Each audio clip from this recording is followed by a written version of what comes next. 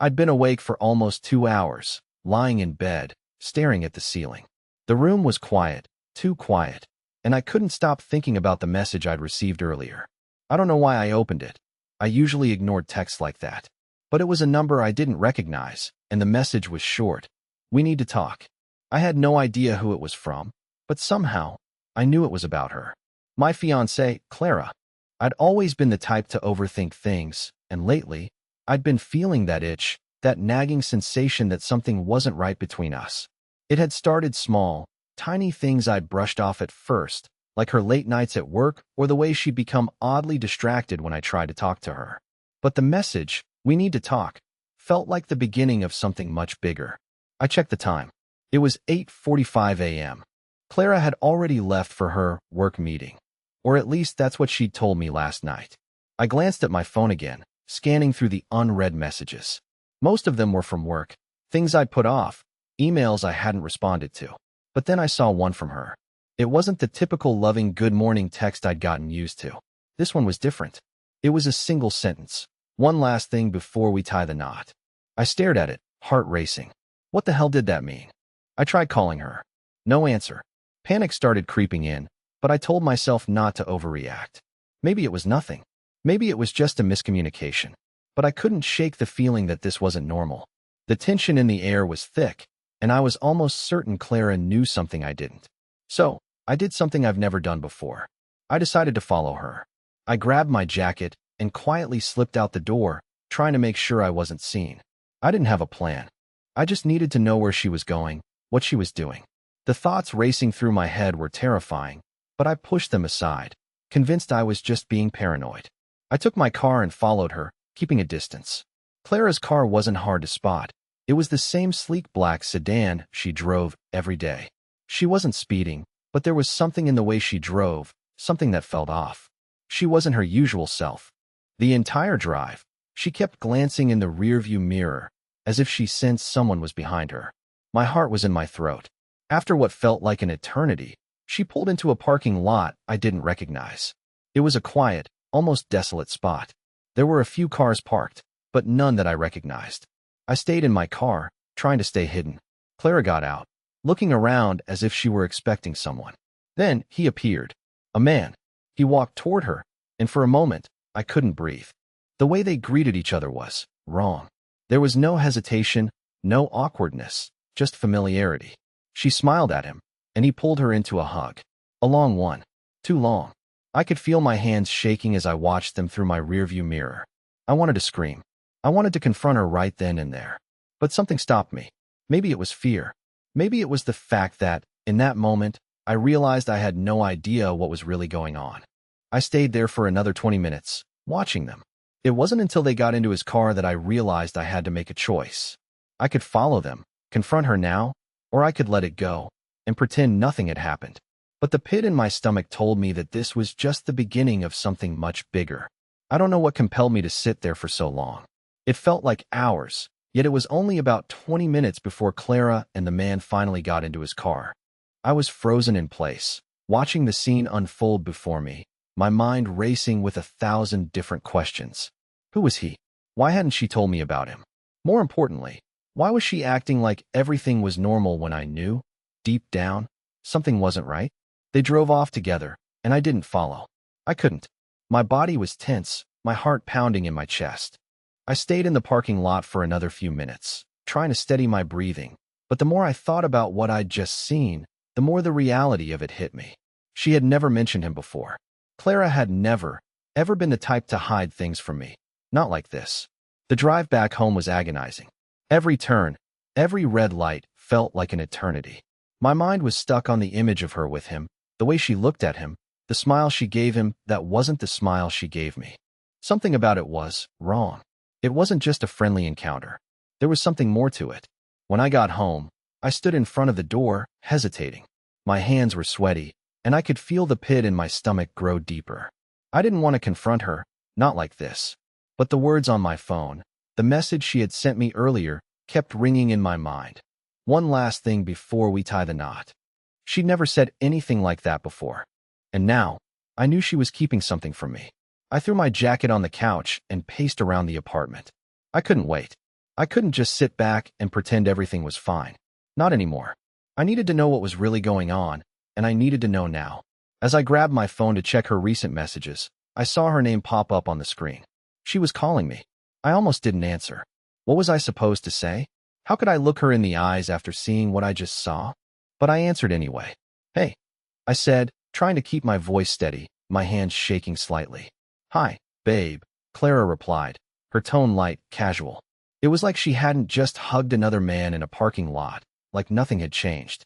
"I'm just wrapping up a few things. I'll be home in a bit, okay?"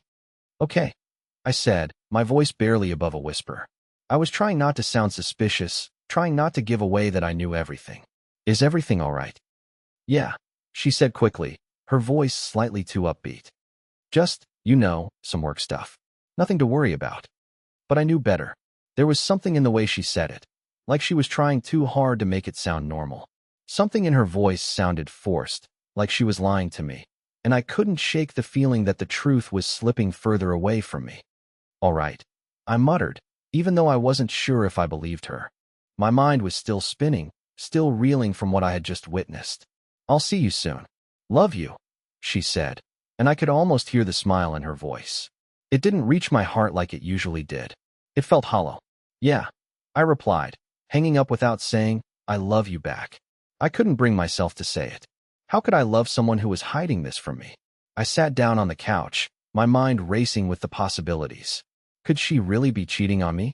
Was I just being paranoid, or had I really caught her in the act? What was I supposed to do with this information? I had so many questions, but no answers. The only thing I knew for sure was that I couldn't keep pretending everything was fine. I had to confront her. But how? When? And what was I even going to say? The days stretched on, and the more I thought about it, the more I realized I was drowning in uncertainty. I could feel my grip on reality slipping, and the worst part was, I couldn't even trust the person I had once trusted most. When she finally walked through the door later that evening, I didn't know whether to scream at her, ask her what the hell was going on, or just stay quiet and wait for her to explain herself. But the moment she stepped inside, the air between us shifted. I could feel it. There was tension now, an unspoken truth hanging in the space between us. She knew I knew something, and I was ready to find out what it was. The evening dragged on, and every minute felt like a lifetime. Clara finally came home, but something about the way she walked through the door made my chest tighten. There was no smile, no usual excitement in her voice when she greeted me. Instead, she seemed distant, like she was afraid of something, or maybe guilty. I couldn't pinpoint exactly what it was, but the air between us felt charged, like static before a storm. "Hey," she said, barely glancing at me as she hung her coat on the rack. Her voice was tired, but there was something else, something I couldn't quite place. "How was your day?" she asked, but it sounded more like a question she was asking out of obligation than genuine curiosity. "Fine," I said, trying to sound casual, though every part of me screamed for answers. "How was yours?" I tried to sound normal, but I knew I didn't succeed. My voice betrayed me. "It was okay," she replied, walking past me and into the kitchen. "Just a long day, you know how it is." She busied herself with putting groceries away, her back to me, avoiding eye contact. That wasn't like her. Clara was always the one to make eye contact, to engage, to smile. But tonight, she was closed off, guarded. I stood there for a moment, unsure of what to do. Should I confront her now?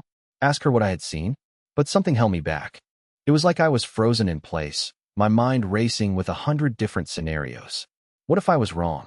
What if I had misunderstood everything? But deep down, I knew I hadn't. I had seen what I saw, and I wasn't going to let her talk her way out of it. "Clara," I said, my voice surprisingly steady despite the storm raging inside me. "We need to talk." She froze for a split second before continuing with what she was doing, like she was trying to act like she hadn't heard me. But I saw it, the slight twitch in her shoulders, the way her hands faltered for a brief moment. She had heard me. "About what?" she asked, not turning around, her voice too casual, too forced. "About today," I replied, my words coming out sharper than I intended. "About the guy you were with." "Who was he?" There was a heavy pause, a silence that felt like it could shatter the entire apartment. Clara didn't turn around right away. She kept her back to me, staring at the kitchen counter, as if she could somehow make the moment disappear by pretending it wasn't happening. But I wasn't going to let it go. Not anymore. Who was he, Clara? I pressed, my voice a little louder now. I could feel the tension building in my chest, a mix of anger, hurt, and confusion. You were with him today, weren't you? Finally, she turned around. Her face was pale, almost as if she had been holding her breath, waiting for me to say something.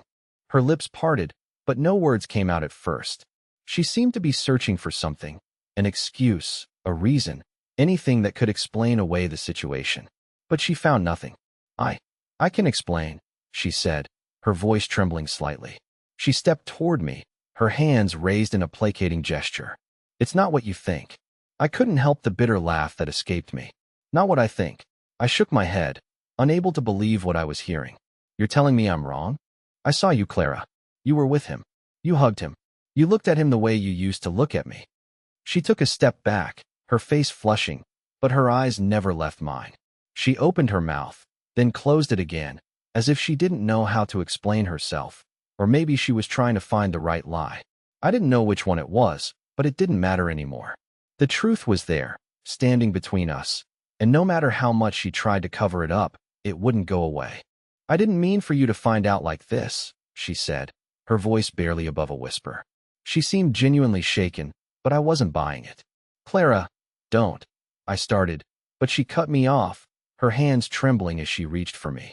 I'm sorry, she said, tears welling up in her eyes. I didn't want to hurt you. It's just, things have been complicated lately. I've been feeling lost, and I didn't know how to tell you. I didn't know what to say to that. The words felt stuck in my throat. Lost. What the hell did she mean by that? We were about to get married. We had been planning our future together for months. How could she be lost now of all times? You've been seeing him behind my back, and now you're telling me you're lost. I spat, trying to keep my voice steady, but the rage was bubbling up inside me. How long has this been going on, Clara? How many times have you lied to me? She shook her head, tears streaming down her face now. It wasn't like that. It was just one night, one stupid mistake. But it didn't mean anything, I swear. I didn't know if I could believe her anymore. The woman I thought I knew, the woman I was about to marry, had just shattered everything I thought was real.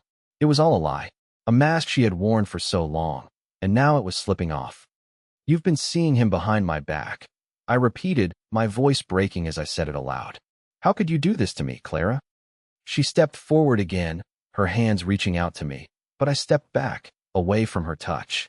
I couldn't let her touch me, not after everything. Please, she begged, her voice desperate. Please just listen to me. I never wanted to hurt you. But I couldn't listen anymore. I couldn't stand here and pretend that everything was fine. No, I said, shaking my head. You've already hurt me. You don't get to explain this away. And for the first time in years, I didn't know who she was anymore. I didn't know who we were anymore. Clara stood there, her eyes filled with a mix of guilt and fear, and for a moment, I almost felt sorry for her. But then the anger rose again, and the feeling quickly vanished. How could she do this to me? How could she betray me like this, after everything we had been through? After everything we had planned? I had always been the one to try and keep things calm, to avoid conflict, to give her the benefit of the doubt. But this was different. This wasn't something I could just brush off. I could feel the weight of the moment bearing down on me, the tension in the air suffocating, and I wasn't sure if I could breathe through it. She took another step forward, her hands trembling, as if she was waiting for me to say something, anything. But I couldn't. There were no words left. She started, her voice weak, but I raised a hand, stopping her. I couldn't hear any more excuses. I couldn't listen to her try to explain this away as some innocent mistake or one-night slip-up. This was too much. Don't, I said, my voice firm, sharper than I meant it to be. I had to force myself to stand still, to not lash out. You don't get to lie to me anymore, Clara. Not like this. Her face crumpled in defeat, the tears flowing freely now. She looked like a stranger, standing there, the woman I thought I knew completely erased by the truth. I wanted to yell, to demand answers, but something kept me rooted to the spot. Part of me was waiting for her to come clean, to tell me the whole story, to explain why it had to happen, why she had chosen to hurt me this way. But deep down, I knew there was no justification for what she had done. I wasn't thinking, she whispered, choking on her words. I didn't mean for it to go this far. It just happened, and I couldn't stop it. She shook her head, as if trying to convince herself that what she was saying was true. I'm sorry. I truly am. I wanted to scream at her. I wanted to let her feel the weight of what she had done to me, to make her understand how deeply this cut. But all I could do was stand there, numb. My mind was swirling, filled with questions that had no answers. Who was he? Why him? Was I not enough? Why? I finally asked, my voice barely above a whisper. Why did you do it? Why him? What is it about him that you didn't get from me? The question sounded pathetic even to my own ears, but I needed to know. I needed to understand what was happening, what had gone wrong. She looked at me, her face etched with shame, and for a long moment, she said nothing. I could see her lips trembling, but she didn't speak. The silence between us grew heavy, stretching out like a chasm that separated us. Finally, she opened her mouth, but it wasn't the answer I wanted to hear. I don't know, she said, her voice barely audible. I don't know why it happened, but it did. Her hands shook as she wiped away the tears, her face pale. I've been confused, and Confused? I interrupted, feeling the anger rise again. You were confused? That's your excuse? I felt the weight of the betrayal settle deeper in my chest, like a rock lodged there that I couldn't dislodge. You don't get to be confused, Clara. Not when it comes to us. Not when we're supposed to be building a life together. She flinched at the harshness in my tone, but I couldn't bring myself to soften it. I couldn't pretend like everything was okay. Not anymore. I was scared, she said, her voice breaking. Scared of everything we were about to do. The wedding, the commitment. It's so final. I didn't know if I was ready for that. So you ran to him? To him? I could barely believe what I was hearing. It sounded like a ridiculous excuse, like a cop-out to me. You couldn't come to me, talk to me? Instead, you go behind my back, hide things from me, and betray me? Her eyes welled up with tears, and she reached out, but I pulled away. I couldn't let her touch me right now. I didn't mean for it to happen, she said, her voice barely a whisper. But it did. And I'm sorry. I never wanted to hurt you. I shook my head, my chest tightening. You've already hurt me, Clara. You've hurt me more than I thought was possible. I turned away from her, the need to escape overwhelming. My legs felt weak beneath me, but I forced myself to move, walking toward the door. I needed air. I needed to think. I needed space to breathe, because if I stayed there another second, I wasn't sure what I'd do. I opened the door and stepped out into the night, the cool air hitting my face like a shock. I could feel the weight of everything pressing down on me, and I wasn't sure if I was walking toward clarity or just further into a fog of confusion. I walked aimlessly for what felt like hours, my mind spinning, the pain still raw and fresh. It was like I was watching everything from a distance, unable to process it fully. How had I gotten here? How had everything we'd built together, everything I thought we were, crumbled so suddenly? Eventually, I found myself standing at the edge of a small park near our apartment. I sat down on a bench, the cold seeping into my bones, and stared into the darkness. The streets were quiet, almost eerily so, and I realized that for the first time in a long time, I felt truly alone. I thought of Clara back at the apartment, sitting in the same silence we'd shared for so long, now filled with lies and broken trust. But the more I thought about it, the more I realized that this wasn't just her fault. This was my fault too. I had seen the signs, I had felt the distance growing between us, but I had been too scared to face it, too scared to confront her, too scared to ask the tough questions. And now, I was paying the price for my silence. I don't know how long I sat there, the darkness of the night surrounding me as the cold seeped into my skin, numbing my body but not my thoughts.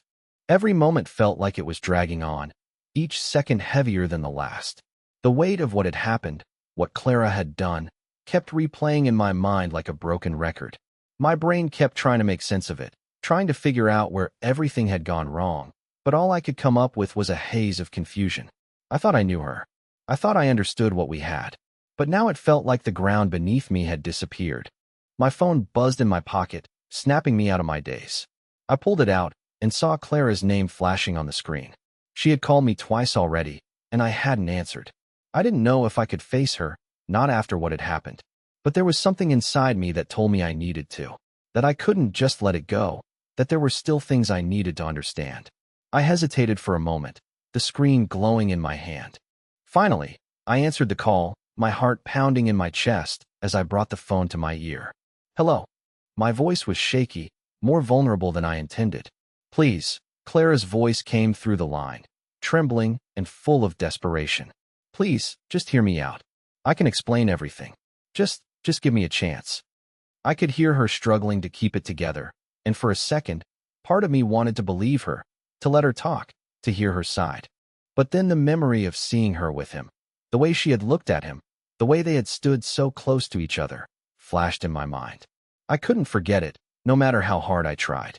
I don't know if I can listen to you right now, Clara, I said, my voice quiet but firm. I don't know if I can hear any more excuses. I saw what I saw, and that's not something I can just forget. I know, she said, her voice breaking. I know it looks bad, but please, just come home. We need to talk about this. We can figure this out. I don't want to lose you. I closed my eyes, squeezing the phone in my hand. Losing me? Hadn't she already lost me the moment she decided to see someone else behind my back? I didn't know how to answer her. There was so much anger inside me, so much betrayal, that I couldn't even form the words. It wasn't just the affair, it was everything that came before it. The lies, the distance, the constant feeling of something being off. I had ignored it, convinced myself it would work itself out, but now it was too late. The truth was staring me in the face, and I couldn't unsee it. I'm not sure we can figure this out, Clara, I finally said, my voice low. Not after everything. Not after what you've done. There was a long silence on the other end of the line.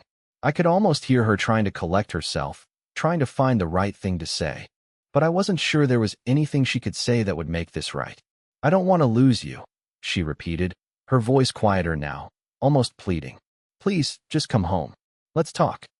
The words stung, but I couldn't deny the pull in my chest, the part of me that still cared for her, the part of me that wanted to believe that things could go back to the way they were. But another part of me, the part that had been betrayed, was telling me I couldn't go back. I couldn't just forgive her and pretend everything was fine. I can't just come back, Clara, I said, my voice shaking with a mix of hurt and anger.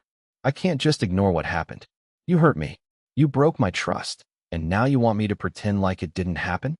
I didn't mean to hurt you, she said softly, and I could hear the sincerity in her voice. I know I messed up, but I'm sorry. I'm so sorry. Her apology hit me like a punch to the gut. It was the apology I had been waiting for, the one I had hoped I would never have to hear. It wasn't enough. It wasn't enough to undo what had been done, to fix what was broken. I don't know if I can forgive you, I said quietly, more to myself than to her. I don't know if I can trust you again.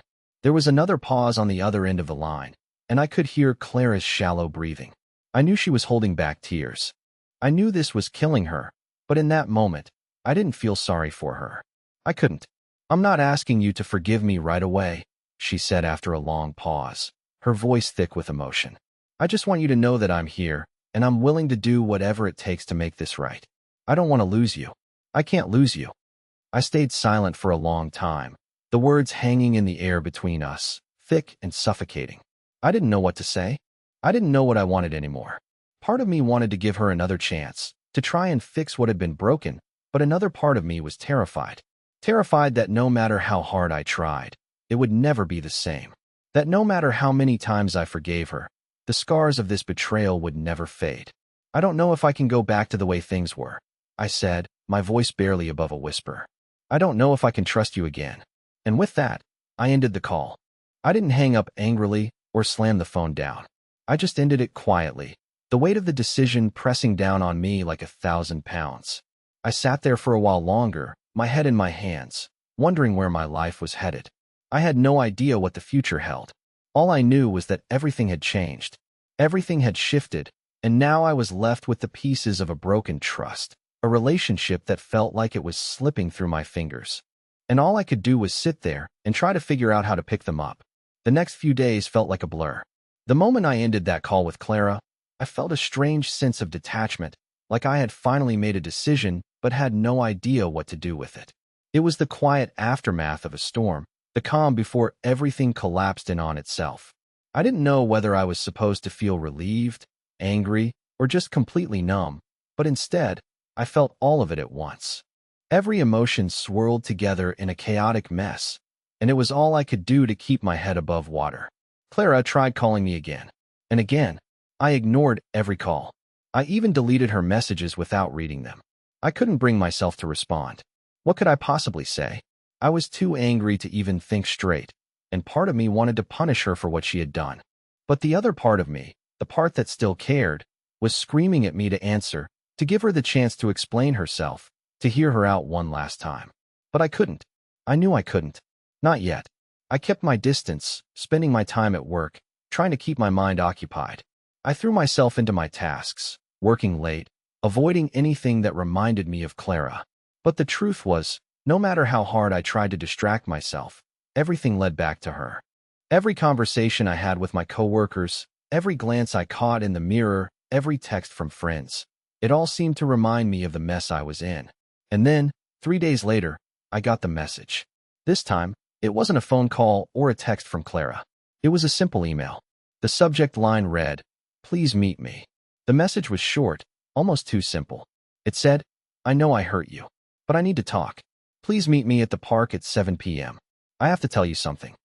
I stared at the screen for a long time, my thumb hovering over the reply button. I didn't know what to do. The rational part of me told me to ignore it, to keep walking away, to let her deal with the mess she had created. But something in me, something deep inside, urged me to go, to face her, to finally hear the truth, no matter how much it hurt. I thought about it all day. Every moment I wasn't focused on work, my mind was consumed with what Clara could possibly want to tell me. What could she say that would change anything? Could anything change now? Was it even worth trying to repair what had been broken? The more I thought about it, the more uncertain I became. But when the clock struck 6:30 p.m., I found myself getting ready. I didn't know what I expected when I arrived at the park. I certainly didn't expect the feeling of dread that washed over me the moment I saw her sitting on one of the benches, waiting for me. She looked smaller than I remembered, like the weight of everything was pressing down on her.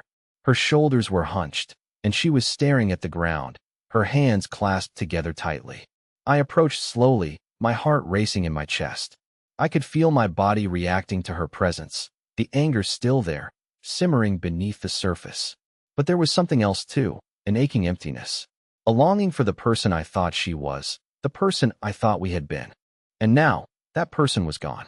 When she saw me, her face softened, and she stood up, wiping her eyes quickly. "I'm sorry," she whispered, her voice shaky. I couldn't keep avoiding this. I know I hurt you, and I don't know how to fix it. But I need to try.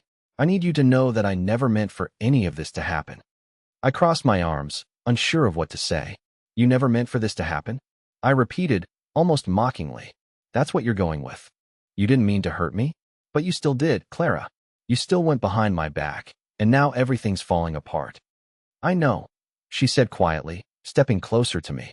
"I know it sounds like a terrible excuse, and I don't expect you to forgive me. But I need to explain. I need you to understand why I did what I did." I didn't move. "I don't know if I want to understand, Clara. I don't know if I can." "I never wanted to hurt you," she repeated, her voice breaking. It was just that. I felt so lost. Everything was moving so fast. The wedding plans, the future, the commitment. And I started to panic. I thought maybe if I stepped away for a little while, it would make me feel better, make me feel like I was still in control. I shook my head, her words hitting me like a punch. "Stepped away?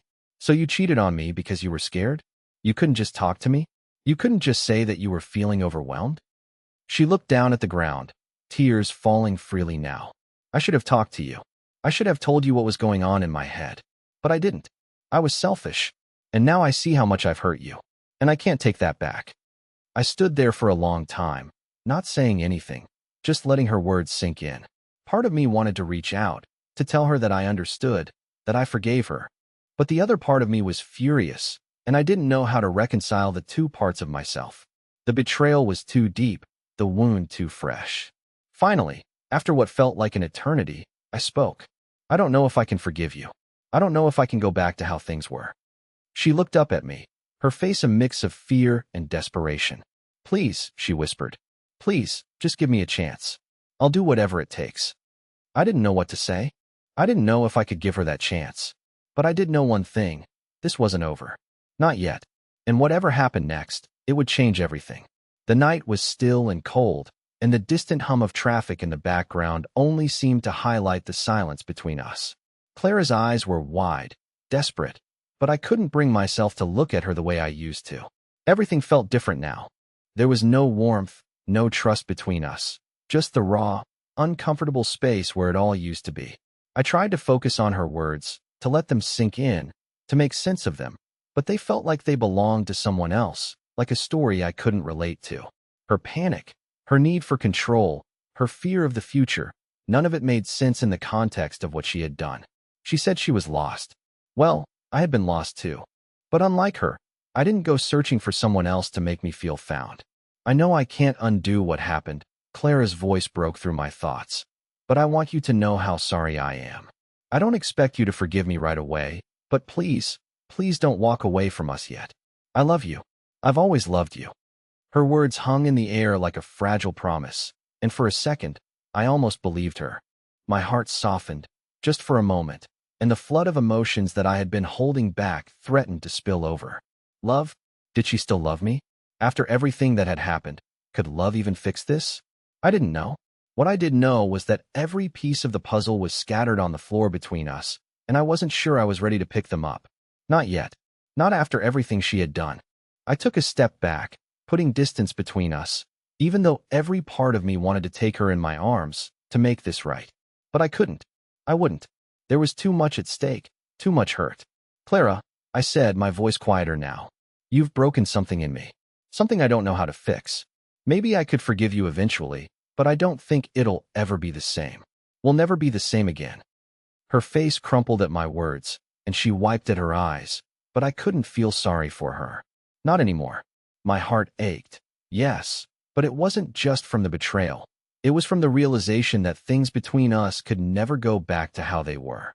No matter how much she apologized, no matter how many times she said she was sorry, there was an irreparable crack in our foundation, and I couldn't ignore it. I don't want to lose you, Clara said, her voice small now, barely above a whisper. I can't lose you. I closed my eyes for a moment, willing myself not to feel the rawness of the situation, but it was impossible. I had to face it. What do I really want? I thought to myself, what's best for me? I don't know if you can fix this, Clara, I said, my voice thick with emotion. I don't know if I can ever trust you again. I don't know if I can look at you and not see him, not see the way you looked at him. The silence between us stretched out for what felt like an eternity. Clara opened her mouth to speak, but no words came. She had nothing left to say, and neither did I. There were no magic words to make it right. There was no undoing the damage. I don't want to hurt you, she whispered, but I know I have, and I don't know how to fix that. The wind picked up, and the chill in the air bit at my skin, but I couldn't leave. I couldn't bring myself to walk away just yet. But I also couldn't stay here with her, pretending that everything could be fixed with an apology. No, this wasn't something that could just be swept under the rug. It wasn't something that could be forgotten. The betrayal had carved a permanent scar in the fabric of everything we had built, and I wasn't sure I could live with it. I started, but the words caught in my throat. What was I supposed to say? I think I need time. I think I need space. What did it even matter? Could we come back from this? Could we rebuild? But as I looked at her, standing there in front of me, her face pale, her eyes searching mine like she was waiting for some kind of miracle, I realized something that made my chest tighten. I had no idea what the future held for us. But I did know one thing. I couldn't keep living in limbo, constantly second-guessing myself. I had to decide. I repeated, my voice steadier this time. I think we need to be apart. For a while. I need to figure things out. I need to clear my head. And you need to figure out what you really want, too. Because right now, I don't think either of us knows. Clara flinched, like my words had struck her physically, and I saw her lips tremble. You want to break up? She asked, her voice small and fragile, almost like she didn't believe it. Is that what you're saying? That you want to end this? I don't know if it's what I want, I said, shaking my head, the weight of the decision weighing heavily on me. I just know that I can't keep pretending. I need time. I need space. There was a long pause, and I watched as she struggled to hold herself together. She was fighting to keep me from walking away, but I could see the truth in her eyes. She knew that this was the beginning of the end. I wasn't sure if I was ready to let go, but I knew I couldn't keep holding on to something that had already slipped away. I'll give you space, Clara said, her voice barely a whisper. But I won't give up on us. I can't. I took a deep breath, feeling the cold air fill my lungs, and turned to walk away. I didn't know if that was the right decision, but I couldn't keep walking in circles. I had to make a choice. And for now, that meant walking away. As I stepped out of the park and into the quiet street, I realized that everything had changed.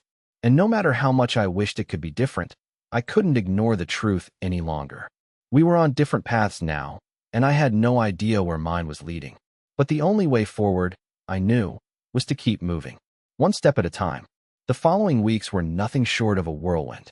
I threw myself into work, and while that kept my mind occupied during the day, it did little to quell the storms brewing inside me each night. Clara and I had agreed to some distance, and although I still thought about her every second, I knew I had made the right decision. For the first time in a long time, I wasn't focused on fixing things right away. I was focused on fixing myself. There were days when the weight of it all, her betrayal, the uncertainty, the loss of everything we once had, felt unbearable.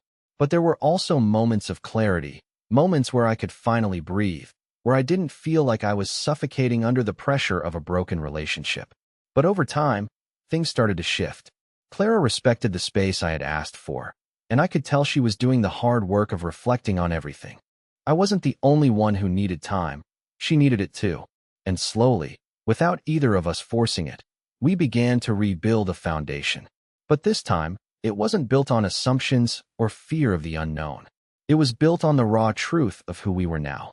One evening, after what had felt like forever, Clara reached out.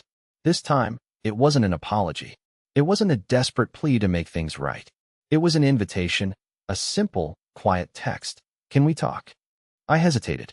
I wasn't sure if I was ready to face her just yet, but something told me it was time. Time to stop running. Time to take a step forward. I agreed, and we met at the same park where everything had started to unravel.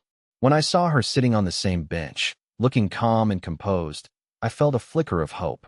There was no longer any desperation in her eyes. No excuses, no masks. Just her. Just us. I'm glad you're here, she said quietly as I sat beside her. I've missed this. I've missed us. Her words were simple, but they held weight. It wasn't about fixing everything instantly. It was about acknowledging that, despite everything, we still had something real. I've missed this too, I admitted. I've missed you, Clara. I think I've been so focused on the hurt that I forgot what we had. What we can have. She smiled softly, the kind of smile that felt like the first genuine thing between us in a long time. I know I can't undo what I did, but I'm willing to work for it. For us. And I think we can make it work. If you're willing to try too. And for the first time since it all fell apart, I realized that I didn't have all the answers, and I didn't know what the future held, but I knew that healing didn't happen overnight. It happened in small, quiet moments like this. In understanding, in patience, in effort. I'm willing to try, I said, my voice steady, for the first time in weeks. We both deserve that chance, don't we? Clara nodded, her eyes glistening with the tears she had held back for so long. We do. We really do. And as we sat there together, the air around us seemed lighter, like the weight of the world had lifted just a little. Maybe it wasn't perfect. Maybe we still had a long way to go. But I knew that, for the first time in what felt like forever, we were moving in the right direction. Slowly, carefully, but together. The road ahead would be uncertain, but I had hope now. I had hope that maybe, just maybe, this second chance could be the one that led us to something even better than before. A love built not on perfection, but on the truth of who we were and who we were becoming together. And for the first time in a long time, I smiled, knowing that everything was going to be okay.